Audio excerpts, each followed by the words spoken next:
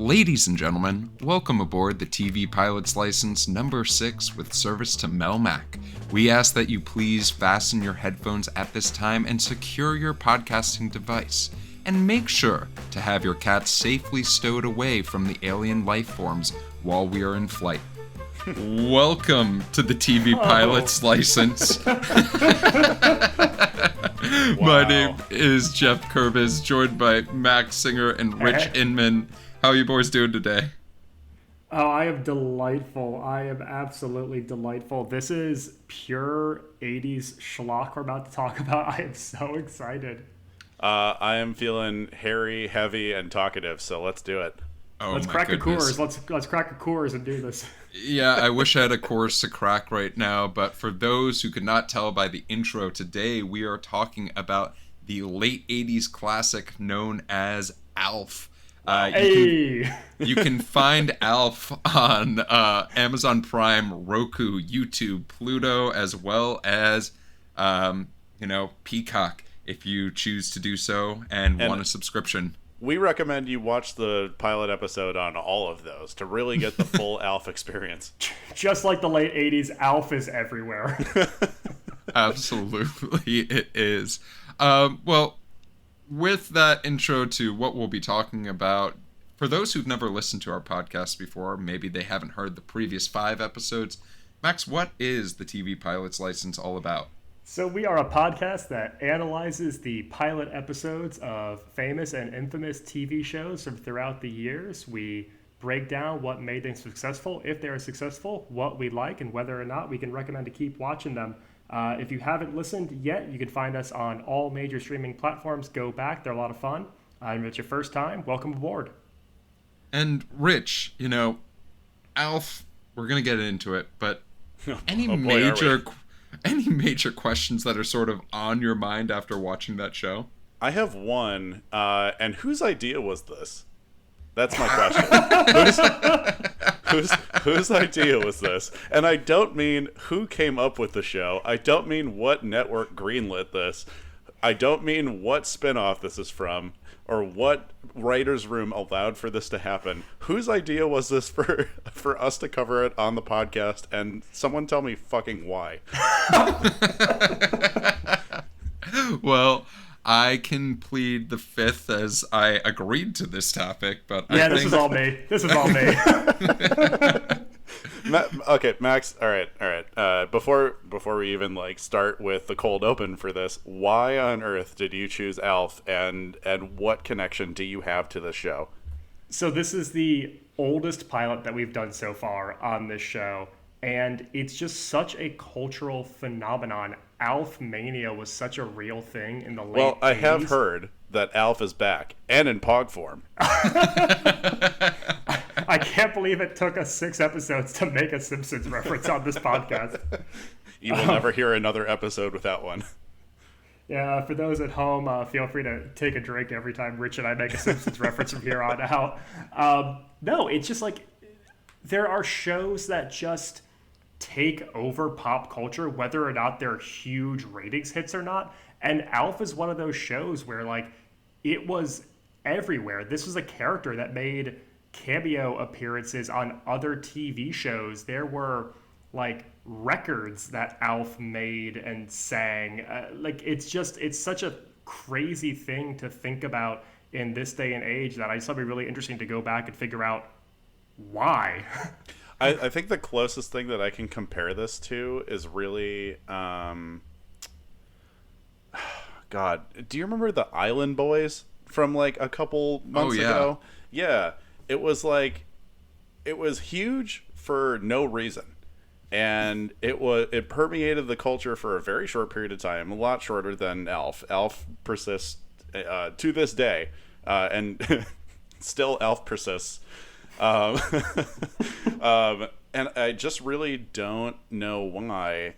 I don't understand, number one, the Island Boys at all, or what appeals about them, but also why it became a thing. But I guess we'll get into that after this pilot. We'll see why it became such a cultural phenomenon.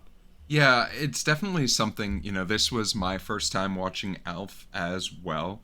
And going into the show, we're going to talk a lot about it, but I went in with a curiosity of I knew without seeing a second of this pilot, I could draw what ALF looked like, right? They aptly put it in the show that it's a mix of an aardvark and a dog. So That's just good writing. that's just A plus writing right there.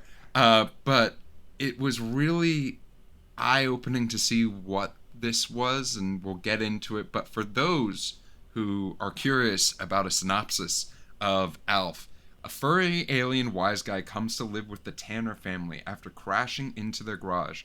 The Tanner family is an average American family. One day they discover that they have a visitor. He's small, he's furry, he's arrogant, and he's an alien from the planet Melmac. Now, Max, that definitely, this is one of the few and rare times I will note that the synopsis matches what we watched Yep, on that is the definitely show. the episode. But I'd love to hear a little bit more about how this show came to be. Absolutely. So we're going to take it back to a little time called the early 1980s. Do-do-do-do-do-do-do-do-do. Guys, it's like I'm there. So ALF is a triple hander to get this show to air. We're going to start off with a guy named Paul Fusco. Fusco is a puppeteer and ventriloquist, ladies, who has this kind of rise to like mild fame. He films a couple of TV specials for HBO and Showtime in the early 80s. They're called The Crown of Bog and The Valentine's Day That Almost Wasn't, which, Rich, to make another Simpsons reference, when I found that out, all I could think of was the Christmas that almost wasn't, but then it was. That's two Greg. drinks. Two drinks. Oh, God. Just for reference to this time, early 80s, Muppets are like absolutely massive. We've had a few movies at this point. The TV show's been a big success. And so there's definitely like a wave of puppeteers who are kind of riding off of that trail. What a time. So Fusco ends up getting an audition with this producer and manager named Bernie Brillstein. And Brillstein is a talent agent who becomes a manager and producer with a group called the Brillstein Company. He ends up producing a lot of like variety and sketch shows in the 1970s, including Hee Haw, the original Muppet Show, and Saturday Night Live. Yeah. At one point, he's managing Dan Aykroyd, Gilda Radner, Martin Short, John Belushi, Lorne Michaels, and Jim Henson all at the same time. Excuse me? Yeah, so like The Big Five? Brillstein is super responsible for this boom in like variety show TV series at this point. He's really kind of hesitant to even hear out Fusco's audition because he's worked with Henson for years. He thinks there's no one better. He doesn't really want to take on another puppeteer. He's right. But Fusco brings this character that he's been working on named Alf, and he blows away Brillstein. Brillstein thinks that this has TV show potential, and he recruits this guy, Tom Patchett, to write a pilot. Patchett wrote for sitcoms like The Bob Newhart Show and The Carol Burnett Show, but more importantly for our context, he also wrote The Great Muppet Caper and Muppets Take Manhattan. Oh, hell so yes. If anybody knows how to write broad comedy for puppets, it's Tom Patchett. I will say too that like talking about Bernie Brillstein, I for one of my birthdays, I think it was like 14 or something, I begged for the first season DVDs of Saturday Night Live, and boy is watching them compared to the current format of the show extra weird. They did not know what to do with the hosts. Muppets were a huge part of that first season of SNL. They should would still have never be. thought about it. Yeah. I bring Jim Henson back. What's he up to? Surprise for this season, no Pete Davidson, only Muppets. Only Muppets. I would love it. Only Muppets and Pete Davidson. Yeah, Pete Davidson's characters are only played by Muppets the entire season, and no one says anything about it. But getting back to how this show gets developed, so because of Brillstein's connections with the NBC network, they end up getting a meeting with NBC Entertainment president Brandon Tartikoff, who, that's a name that I have a feeling is going to pop up on this show more than once in episodes to come. He was the head of NBC from 1981 to 1991, a position he took over at the age of 32. That's insane. That's insane. He's also responsible for like some of the best NBC shows. He's responsible for Cheers. So he takes That's over amazing. NBC when the network's in last place in the ratings. Carson's threatening to leave and go to ABC. SNL's original cast is all left and the show's in flux. And he just starts taking these risks on kind of outside the box concept TV shows that weren't really seen on network at this time. And he's also super involved in their creation and production, but like actually in a good way. In the first few years before ALF premieres, he's responsible for Hill Street Blues, Family Ties, The Cosby Show, Cheers, Golden Girls, Miami Vice, Knight Rider, The A-Team, St. Elsewhere, and Night Court. And he's going to do a ton more after ALF too in those last couple of years he's there. So Tartikoff basically do so much more after ALF. So they pitch ALF to Tartikoff. He loves the idea. Now, and Max. in September 22nd, 1986, we get to our episode. Max, would you say that these puppeteers pulled some strings with Brandon Tartikoff? Oh no! Oh god! So Hold for applause. You're really sticking your hands where they don't belong, Rich. so Hold for applause. So not only do we now have a Simpsons drinking game, but I think we have to have a Tartikoff drinking game as well anytime we mention him. But thank you so much for that rundown, Max. I think it's only appropriate that we go and crash right into the episode. Ooh, phrasing. And let's start off with something that we found in the first 10 seconds of the episode, but was nowhere else within the remainder of the episode. And we got a narration, and I wrote this down because I was just like, this is an odd moment to me. This is the way it began, that extraordinary night, the night that he came. And you know whose voice that was? God. All right. Yeah, go for it, Max. Because the actors are frozen in place during that little bit of VO, did anybody else think that their stream was lagging? Yes, 100%. I mean, I did watch it like on YouTube, so 100%. I had to Wait. Geoff took the time to list like 17 streaming services that carry ALF. YouTube was the first one that came up. Give money to Google. That's friend of the pod, Google. Max, I had to rewatch the same Claritin commercial 3 times because I kept on thinking the stream was lagging. So it's going great right now. But we find one of our main characters. It was Willie Tanner, played by Max Wright, whom some folks might know from WKRP in Cincinnati. Which we'll absolutely be doing the pilot of. Is it a rule that sitcom families have to be named Tanner? Wait, what's the other? Full House. Yeah. Oh. And they came out relatively around the same. I don't watch any a couple TV. of years apart. Yeah. Okay, so is this the same Tanner family? Like, is Danny Tanner a cousin of Willie Tanner? Are we supposed to believe that? Well, they both live in California, so we have to assume that they are sort of in some form of the same universe. So I think we found a Fuller House. ALF does exist in the Full House universe. This is breaking news. Please tell your nearest family member. Jesus. So where even are we on? We made it God, past the first 10 seconds. Uncle Joey and ALF in a room together. Because Brandon Tartikoff, do I have a pitch for you? Cut it out, y'all. So let's but we are introduced to Willie Tanner, who has a concerning amount of equipment in his garage trying to find extraterrestrial Unabomber life. level of equipment. Yeah, and his wife is just hanging out with him, seems to be perfectly fine with it in the moment, until we start hearing the first messages from extraterrestrial life. It turns out to be the title character of the show, ALF, who then crashes into the garage. And here's a question for you. Neither of Rich nor myself have seen ALF before. Ever. Neither have I. Oh, perfect. Max, here's my question for you as well. I picked the show on vibes. What were the vibes? crashing through a roof? It gives me 80s Coke dream. So my question for both of you is, how big did you think Alf was before you saw this show or you saw him exit the spaceship? I would guess no more than knee height.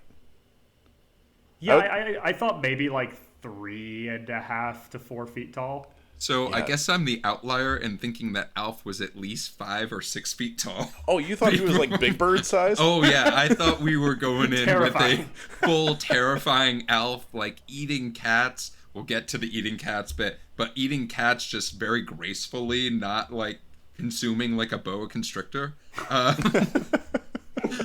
But from this crash landing, we see Alf hit the glass of his spaceship, and then we get the opening credits. And ooh, are they wacky? And did they give me that warm, sentimental feeling of the God, late I 80s, love early an 90s? 80s synthesizer. I love smooth 80s keys so much.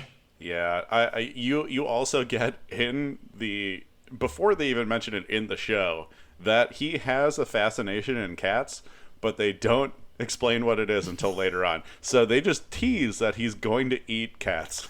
I can't believe that the opening credits for a show just featured him like creeping on the mom in a bath towel in the shower, and like that's gonna be in every episode. That comes up twice.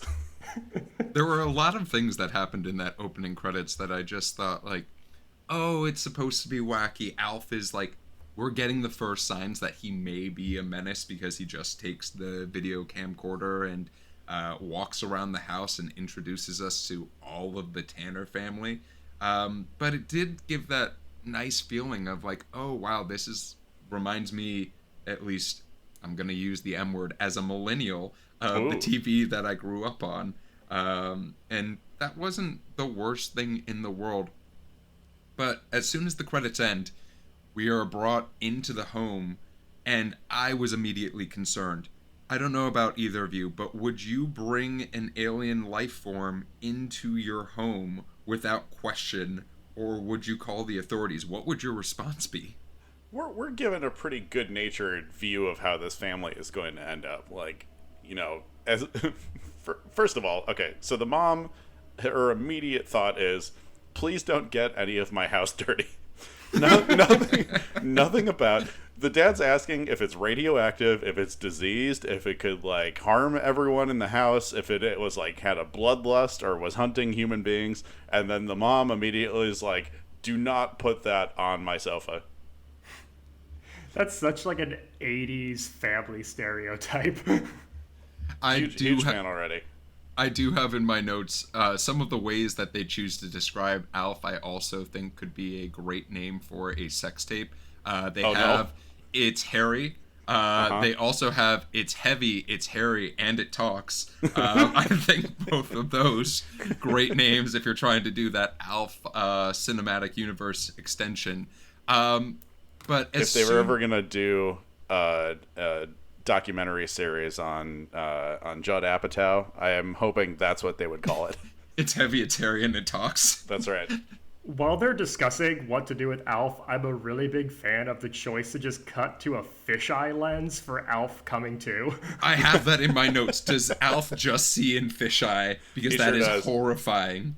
I don't know if I've seen like a random fisheye shot in a multicam too often. Is he technically a fish?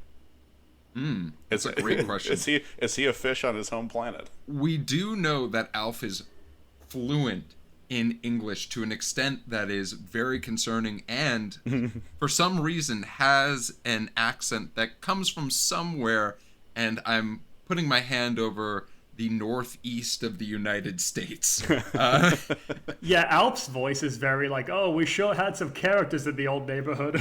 He's from the faraway planet of New Jersey. The show really depends on you to suspend your disbelief, to think that, oh, what a privilege to be an American, in the sense that any alien that's dropping onto your garage is coming from Melmac, is going to be speaking English to you no matter what. So don't you worry. You don't need a translation guide. You don't need anything. Please, just go ahead and speak your language.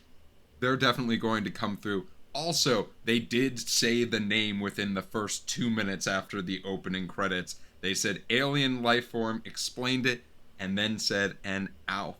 But the thing that I found really odd is once ALF is called ALF, he just sort of is like, okay, that's my name. Cool, I'll be responding to that from now on, rather Even than though telling he knows that's not his name.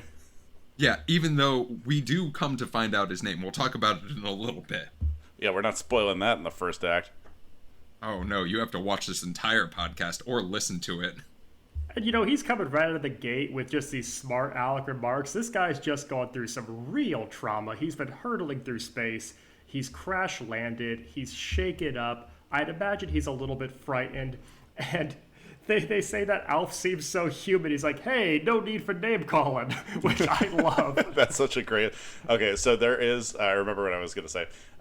There is a trope of, like, 70s and 80s sitcoms where it's like, hey, all these kids have these crazy one-liners. How come all these kids write, like, 45-year-old Jewish comedy writers? And that is 100% Alf. This guy sounds... this person sounds like literally a stand-up from New York. Yeah, Alf's home planet. Everyone is a middle-aged club comic. He's catch a falling star. Dickory dock.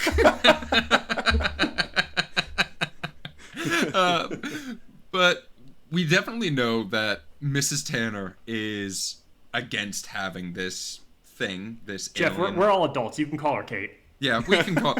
You know what? We're familiar with her now. I've been told that with folks who are older than myself, I come off as quiet. So we're gonna shout out to Ricky. We're going friend of the pod. So Kate is definitely against having Alf in the home. And we'll refer to Alf as Alf until we give his actual chosen name.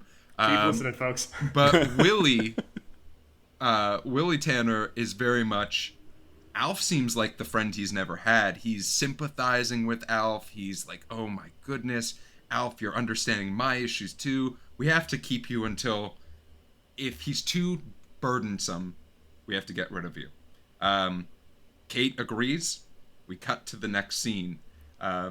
Which I can only say was slightly concerning for myself. What did you guys think about Kate waking up in bed with an alien life form? Oh, Alf in the bed. That's classic comedy 101 right there. Yeah, start every improv scene with that. Okay. They definitely didn't explain why he's in the bed. So when they cut open to that scene, I was like, okay, how did he become such a... Is he a dog to them? What is happening? Did he immediately just dive in? Well, you two both have animals. I'm the only one on this podcast without a pet. Don't they just sometimes end up in your bed? Yeah, absolutely, but not one that talks. Well, and you have to wonder what they're doing with the cat, because they have a cat named Lucky. Alf exclaims that he's hungry and asks them if they have a cat to eat. And a good substitute is cat food in a can, because it's good roughage. The transition makes no sense whatsoever. I mean, I guess it's the equivalent to a lot of us will eat beef and some of us will eat wheat and corn, so maybe that's the transition. I was trying to do the math myself, but not too sure of it. Yeah, that would be the same. That would be the equivalency of like wanting to catch a fish just to eat a worm. I don't understand why. I don't understand why he would ever just be down for cat food. He could literally eat anything then. So, first of all, I mean, very nice of them to immediately offer cat food. But his mom goes for one last little dig and says, this person's not welcome. This alien life form is not welcome, by saying, you can have the dented cat food can. A real stick in the craw for Alf. So one of this episode's highlights does come after we see Alf ending up in the bed, and it's the bathroom scene with Willie Tanner and Alf. And if you were to tell me before I watched this episode, oh, you're really going to enjoy this scene where a 3-foot high puppet is being a pain in the ass to a middle-aged man who's just trying to take a shower and get ready for his day, I would have told you you're full of shit. But boy, boy, did it give me a few giggles. I'm a really big fan of just Alf being abused by human technology, by which I mean toilets and eyeglasses. He seems to understand a lot of other concepts like television, but it's the eyeglass thing that really threw him for a loop. Yeah, the continuity on this show raises some questions. It's a superior alien life form. They have no macular degeneration where he's from. They did do a good job, though, of making fun of the script itself, which I did like, especially with Mrs. Achmonic, who... Hey, sounds like a typo. Sounds like a typo, and I was just like, great. Mrs. Achmonic played by Liz Sheridan, whom you might know as Jerry Seinfeld's mom. Yeah. Seinfeld. Was very happy to see her. I know. This is like her last role before having that extremely popular one. This is like one of the last things she did before she kind of like really blew up. Everyone on the show like really ran through the gamut of TV sitcoms and stuff like that. Like every single one was on like, you know, any show you could possibly imagine from the 70s and 80s. But yeah, she really blew up after this, and I'm super proud of her. I did want to touch on one thing, because in this bathroom scene, you get the most disturbing realization that I've had so far, which is Alf is not a hand puppet. You see the feet actively moving, which begs the question, is this a marionette or is there a child inside? I'll get to everything. Oh, thank God. No, I need this. This is my biggest reveal that I've needed to, my number one question that I've needed to answer since when I asked you why the fuck are we doing the show. Let's get through the rundown of the plot, and I will explain everything for you, Rich, I promise. Thank God. And tune into our YouTube so you can see the visualizations of how Max is going to explain Alf. Yeah, we're going to have a live demonstration. As soon as Alf and Willie Tanner are done in the bathroom, Alf says he needs to have his spaceship repaired in order to leave the family alone, which Kate is very much for. She wants to get rid of him. They go to the garage, and for some reason, Alf is not helping Willie at all with this space-age technology that Willie just supposedly knows how to do, and we're supposed Willie's just generic scientist, which also is mechanic and, like, aeronautical engineer. I do want to know what... Mr. Fix-It type. I want to know what his degree is in, because he could very much be a chemical engineer, and then it's just like, oh yeah, you know how to do all engineering, and I feel like that really hits hard for all my engineering folks out there. Shout out. Friends of the pod. Absolutely. Our largest demographic of our podcast is just engineers. The number one engineering podcast. Suck at how things work. And enemies of the pod. But as we're watching Willie try to fix the spaceship, we get a nice scene with Lynn Tanner, the daughter of the Tanner family. Alf says if she knows the track that they're listening to, because they can win a Porsche. Which what radio station is just giving away a Porsche? Doesn't understand glasses. Doesn't understand eyeglasses. Doesn't understand a toilet. Understands the value of a Porsche and knows what it is and knows what a car is. Yeah, a character who less than 2 minutes ago bunched up an entire roll of toilet paper to help dry off Willie Tanner now understands the logistics of a radio call-in contest. And a Bruce reference. Oh, gosh. We start getting into, like, Alf one-liner territory, though, where Lynn responds that the song is born in the USA, and Alf just goes, no wonder I didn't know it.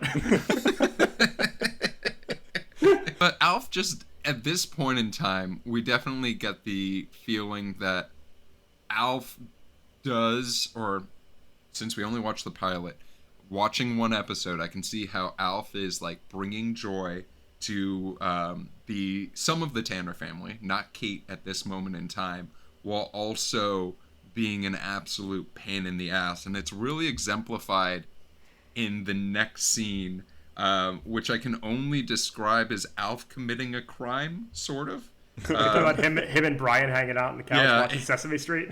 Well, one, it was really nice to see a wooden television set. I haven't seen one of those in many, many years, so I don't know if you guys had one when you were a kid, but we'll have to do more 80s TV pilots then for you, Geoff. Yes, absolutely. Just for me, because I definitely want a wooden TV set. I mean, first of all, love that they're watching Sesame Street together.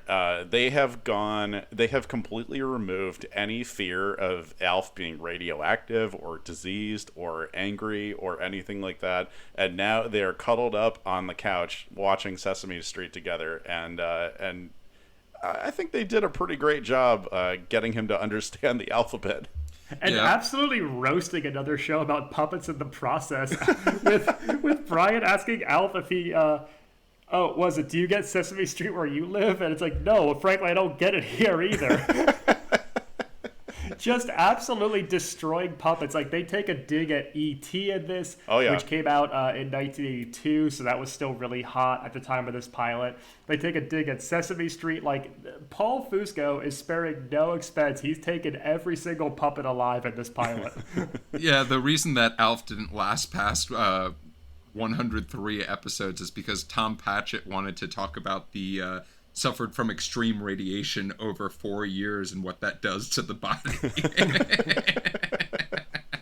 And it was a little bit too dark for the folks at NBC, but hey, that would have played right now. But as soon as Kate sees them just enjoying television like two children, and Alf says he's parched, she starts treating Alf like a child, which I found was a very interesting change in, okay, you're in our house, we're going to first treat you like you're a pet, then we're going to treat you like you're an adult, now we're going to treat you like a child. Yeah, come on, Kate. And Alf starts to show his age and his continuing understanding of the human experience by grabbing a beer for himself and grabbing a beer for the 6-year-old Brian, and saying, hey, it's not pop, it's beer. And this just actually, guys being dudes. So this scene actually caused a little bit of controversy too. I don't know if you guys have anything on this, but the censors for the network actually did want to remove this scene from the actual air. I don't know if they did, and this is just what the recording afterwards. But they're like, we absolutely cannot have, and this is when we start learning how impressionable kids are when they start watching TV shows, because there was actually a moment, and I found this on the Wikipedia page, they were worried that this would have, the eating cats portion would have too much of an impact on children, because one kid tried to put his cat in the microwave after watching the show. Yeah, and I know that the scene of Brian having a beer and just like Alf making references to drinking was pretty controversial. Paul Fusco was having none of that shit though, and I found a quote of his where, addressing the controversy, he says, Alf is 285 years old, he's allowed to have a beer. and they did make very clear that, like, the other one was completely full. Like the Brian's beer was still very full. He never actually had any, which is upsetting because I wanted to see some gritty, realistic kid holding alcoholism. A beer can is funny. It is funny to take a photo of a small child holding a beer. We do not condone underage drinking on this podcast, but it is funny for photo purposes. Yeah, I have a great photo of a friend of mine. It was, I think their little brother was like 7 or 8 years old when we were at a restaurant, passed out on a table, and we just put a beer bottle or a wine bottle in between his arms. It was funny in 1986. It's funny now. Yeah. I feel like everyone who grew up in the 80s or 90s, there is a baby photo of you at some point where you're asleep and an older relative put like a liquor or wine bottle next to you to be like, hey, oh. But it's also like a rite of passage for someone who's younger, like a small child, to be told by an older adult, like, oh, hey, go and grab me a beer from a fridge. At least I'm familiar with that. I don't know about the two of you and your childhood experiences, but I think that's just a rite of passage as a child, and that's all Brian was doing, because I have a question. Why do Willie and Kate have beer in the home if they're not allowed to drink beer in the home? Listen, all I know is I'm a fan of Coors Banquets. Coors, if you want to sponsor the pod, we'd love to have you come on as a sponsor. I would love to get some banquets from you. Yeah, don't only drink them when the banquets are fully blue. Now, I do want to note too that this is where we actually find out the name of where ALF is from. This conversation is how we discover where ALF is from, and they also, in the process of Kate just trying to make up names for where it's from, she drops Mork which was great. I love that reference. Now, this isn't related, is it? It's not a spin-off of Mork and Mindy in any way. I think they're just playing on alien planets that are popular on TV at this point. I feel like a lot of ALF is very like pop culture heavy, like a lot of their jokes, and that might just be from having a writer who worked so long with the Muppets, where it's just like, when in doubt, make a pop culture reference and people will get it. Oh man, yeah, those episodes of Best Week Ever featuring ALF must have been insane back in 1986. Yeah, this is your classic Lion talking about buying a Gandalf action figure for his child in a Father of the Pride reference as well. Oh god, we're really doing 2 back-to-back hits on this one. Shout out to NBC.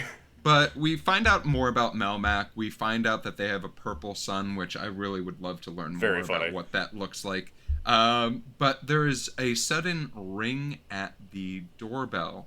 And whom could it be but the U.S. military showing up at the door? Absolutely love this scene because you never get to see a bumbling U.S. Army sergeant as a character, and you really get to in this one. And I think I think we need the representation that Army people are allowed to be stupid. He just shows up at their door, he asks a few questions, and then it's just like, good enough for me, ignoring the fact that there's still very much a spaceship sticking out of this family's garage. Like, if at any point somebody got a helicopter or, I don't know, a ladder, they would have known. Or looked up. Yeah, it definitely seems like observation skills is low on the list to get to that high ranking of a position as that military officer. What's great here, though, is this is where you start to see the change in Kate from kind of being the antagonizing member of the family who's against ALF to having this real turn of character, and suddenly she's the one who's defending ALF with all of her might. He goes from, like you said, Geoff, animal to child, and in this split moment, member of the family. Yeah, you can tell that she definitely feels some sort of understanding, at least a little bit, of the idea that, like, oh, he doesn't really have a safe place to be whatsoever outside of this home. Because given the 2 seconds of exposition from before, Melmac exploded. Yeah, Melmac is gone. This speck of dust, that's my driveway, was what Alf told me. Because he said he's from Melmac, it exploded, and that's all the exposition we get about his home. Oh, you also get it's named Melmac because that's what it's made of. Yeah. So now it's a beautiful substance. Well, I thought for a second it was all a Superman reference because Superman, famously from Krypton, Krypton exploded, creating Kryptonite. And I thought that was all what it might have been a reference to. It very well could have been. I feel like from what we're gathering here, this is a show that loves to draw pop culture, like little tidbits wherever it can. So yeah, I 100% think that Superman comics played a role in Melmac. Yeah, very 100%. much. So he starts listing off all these forms of basically torture that are going to happen to ALF. Essentially exposing them to heat, to cold, to injections, and what else? What else is he doing to ALF here? What's the fate of poor ALF in the hands of the U.S. military? I think he said at one point that they were going to take out his eyeballs and to check them. There were toxic substances. That was one of them. We're just going to expose them to toxic substances and see what happens. I'm not here to shame anyone's kink, but this sounds like an awful day if Alf was taken by the U.S. military, so I don't want to be a part of that date. Yeah, I mean, they're going to go full Gitmo on Alf. Yeah, big time. This is... We did get one of my favorite exchanges, though, of Kate saying, well, why don't you just take his rip out of his toenails? And the US you didn't let me finish. I think Dick Cheney had a hard-on while they were talking about this scene, and it gave him a few ideas for a Gitmo. But from I don't wanna, here... Hey, Geoff, I don't want to have anything in common with Dick Cheney. As soon as our officer leaves, he does mention that Mrs. Achmonic was the reason that he was there. We do get a scene that I thought was actually nice, and we saw the family fall in love with the concept of their little visitor being more of a permanent stay than they believed. When Alf tries to radio his friends and family from Melmac to see if there are any survivors. We hear the names of his friends. They all are very much from the Bible, which I have so many concerns. Are you referring to Skip, Larry, and Muffy? Yep, those are all biblical names from my Bible. Is Jesus from Melmac? We're getting into Canvitty Chase Breed territory. He did say, "This is my body," which, based off of the Kryptonite, and Melmac methodology, Jesus might be from Melmac. Oh, the A in ALF is for allegory. Oh, you see before you only one cat to feed the village, but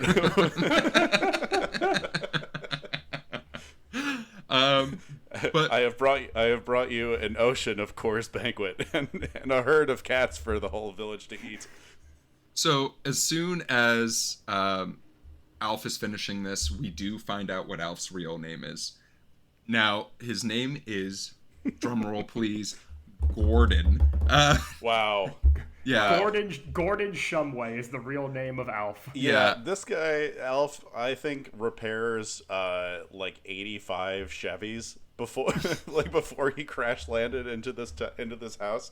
Why on earth is a character from another planet named Gordon Shumway? So, as soon as we find out his name is Gordon, I thought this was going to be the final scene of the episode. I was just, silly old me.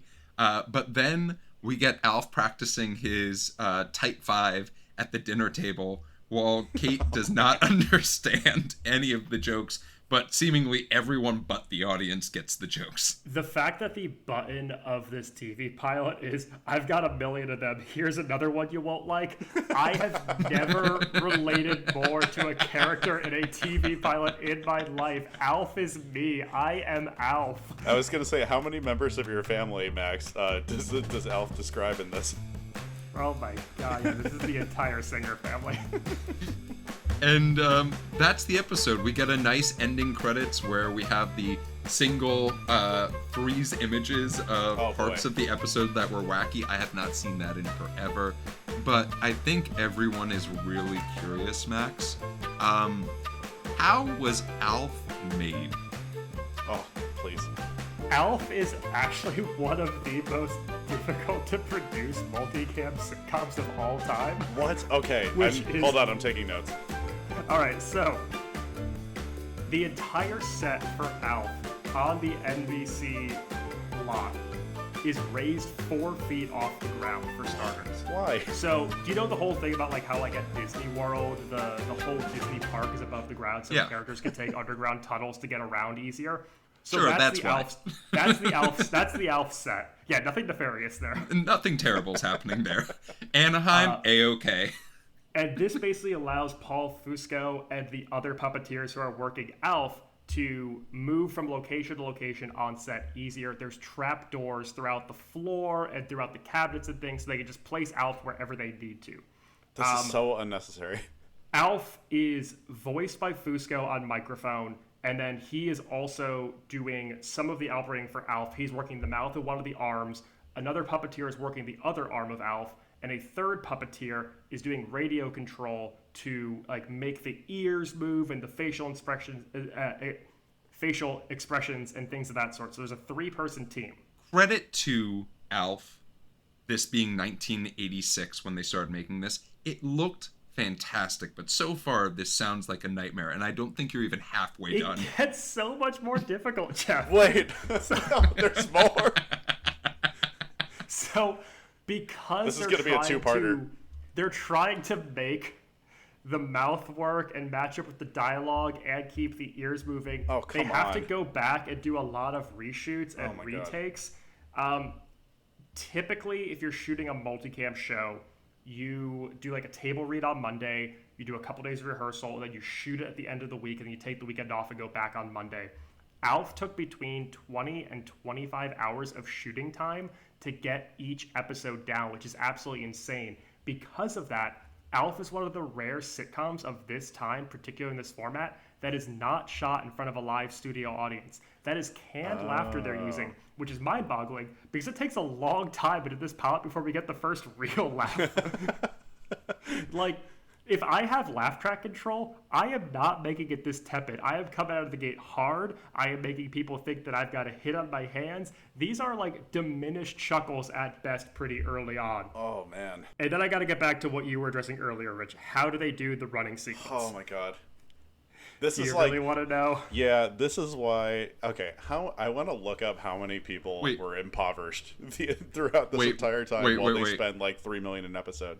Max, before you tell Rich, I want to hear your best guess. How did they have ALF question. running around? I literally thought, and I really mean this when I was watching this.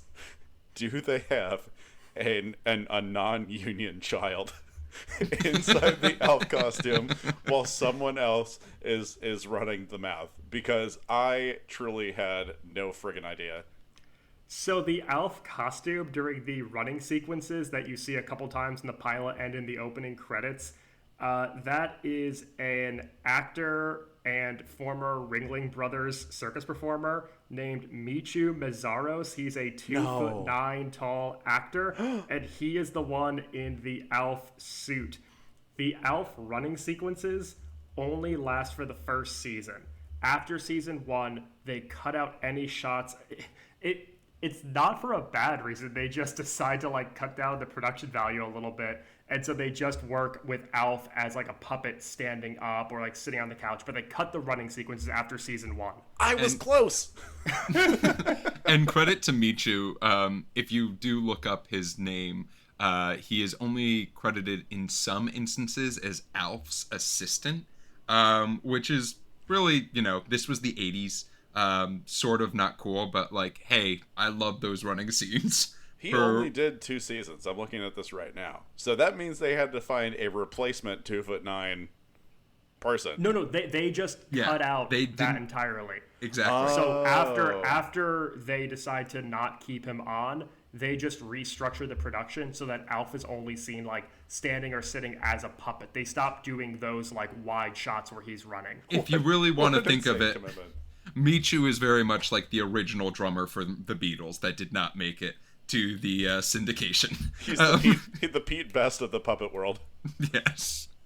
Well, Max, thank you for that so much. Right. I took 1 semester of scenic design in my college theater program. I think I'm qualified to speak on this.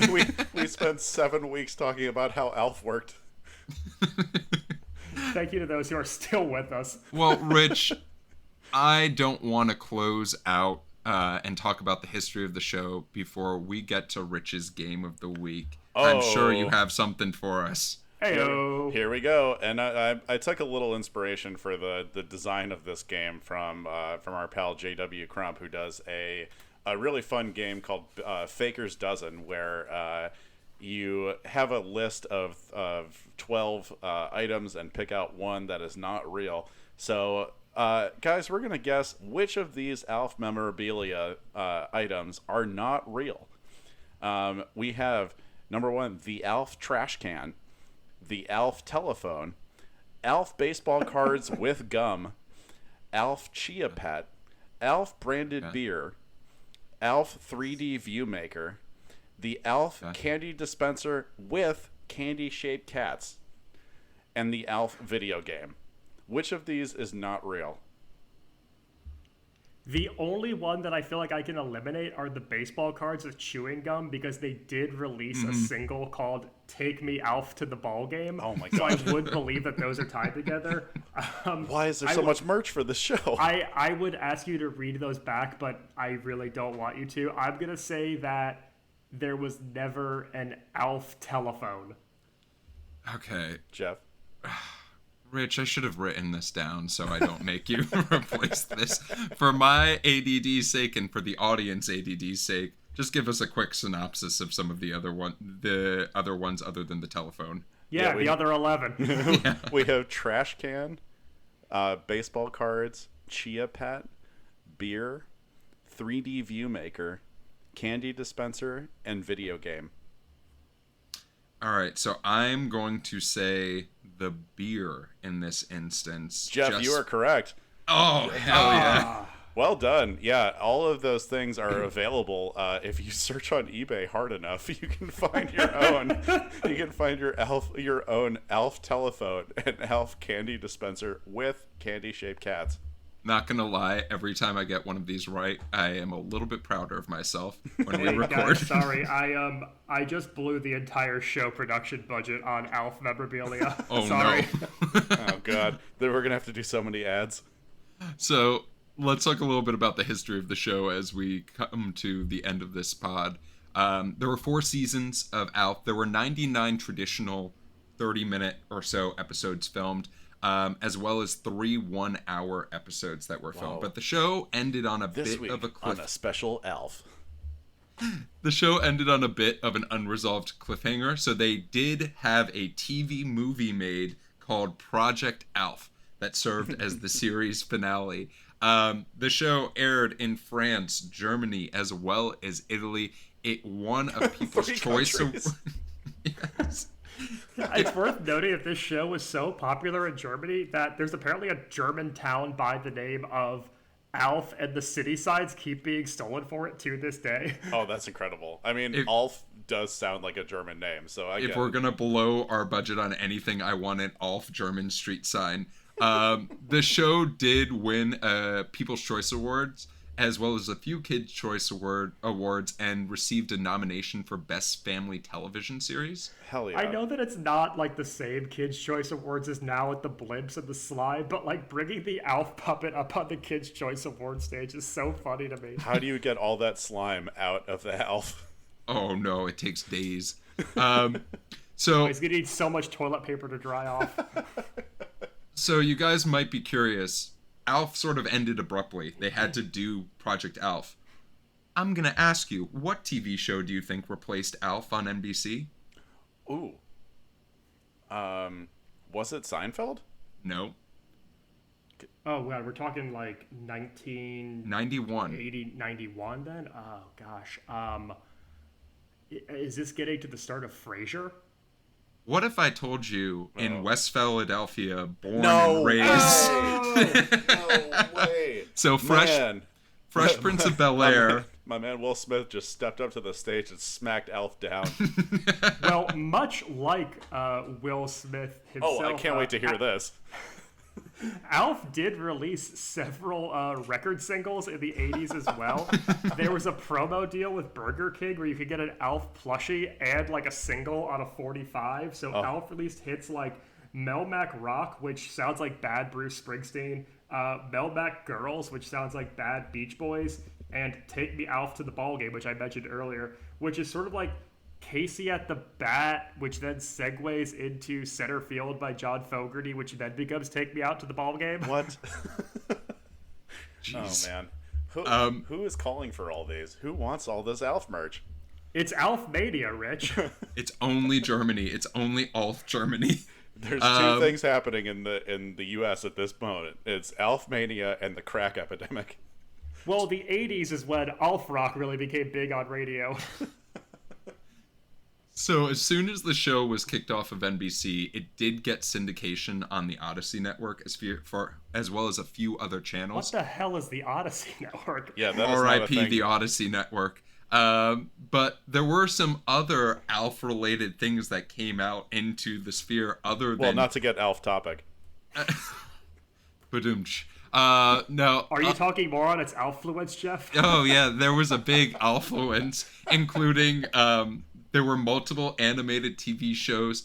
There was a TV talk show with Ed McMahon, and I just want you guys to all Alf's hit simmer. talk show on TV Land. Oh man. Ed McMahon was his sidekick. There have been conversations in the past few years, as well as multiple attempts to reboot Alf, or something correct, with Alf. his likeness. Okay, I have a question for you guys. So I really want to see Alf done as one of those, like, live in front of a studio audience primetime specials that networks do now, where they take an old TV episode and they get an A-list cast and they do it. Who do you want to cast as Alf? Cast your or the dream family? Alf? Yeah, so cast your dream Alf and Tanner family for an NBC live in front of a studio audience summer special. All right, so my practical Alf choice would be Nick Offerman. I think that Great. vocal range and vocal inflections, he that's matches good. what Alf does. But my dream Alf, who I want more than anything, and I will work until the day I die to make this happen, so help me God, I want Matthew Berry to play Alf. Oh man, the All most right. devious bastard in all of New York City. On all the planet Melmac. Gordon Shumway, regular human bartender. I went in a little bit of a different route than Max with my choices. Incredible. So my first choice There's no wrong is answers. I am one of the biggest Patton Oswalt fans out there. I think Oh. Patton Oswalt would absolutely destroy that. Now, that is the respectable thing that I could actually see happening, but there's two other choices, and we have to talk about them because they're on opposite ends of the spectrum. One is, we've heard the Brooklyn version of an alien from Melmac. Why don't we hear the Boston version of the alien from Melmac and have Bill Burr as the Yeah. voice of Mal? And then finally, I think that's even a little bit too fun. Let's just swing it out of the park. Aziz Ansari's doing nothing these days. Let's have him and his voice as Alf, because it feels very appropriate for a 2'9" puppet to Alf be Z's. having that voice. Give me Alf Z's or give me death. Alf Z's, Alf sorry. There will be a Kickstarter after this podcast has been put up for Aziz Ansari to at least do a voicing of the full Alf script, and I will replace his voice myself, Incredible. as hard as that might be. So, gentlemen, we are coming to a close. I have two questions for you. One, could we see a version of Alf premiere today? And two, would you watch more of this show? I am shocked that it hasn't been rebooted in some form on Peacock or Hulu at this point.